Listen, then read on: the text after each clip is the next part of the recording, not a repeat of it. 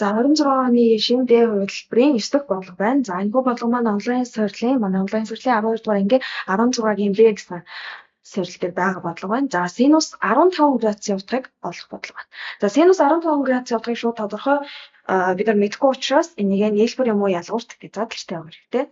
За синус 15 градус гэж байгаа учраас бид нар энийг синус за 60 градусаас хасах нь 45 градус гэсэн энэ ялгуурт тавьчих. За ялгуурын синусын томьёогоор хэдүүлээ.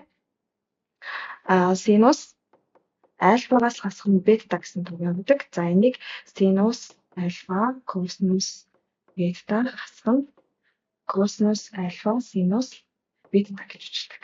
За яг энэ томьёо ёсоор хэдүүлээ энэ бодлого задлах юм бол синус 60 градус косинус 45 градус за хасах нь косинус 60 градус синус 45 градус гэж задлана гэсэн үг.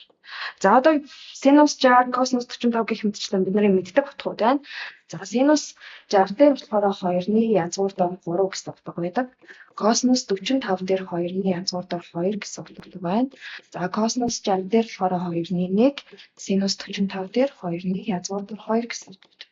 За эдгээрийг хооронд нь үржүүлээд хасж байгаа. За хооронд нь үржүүлэх юм бол 4-ний язгуурын доор 6 болно. Хасах нь 4-ний язгуурын доор 2 болчихно. За ижил хуваарьтай байгаа юм чи шууд ижил хуваар доор оруулах авчих юм бол язгуурын доор 6 хасах нь язгуурын доор 2 болчихно. За яг ийм төрлийн хариулт байх байгаа учраас хэдүүлээ эндээсээ язгуур доор 2-ыг хаалт нэмж гаргаж.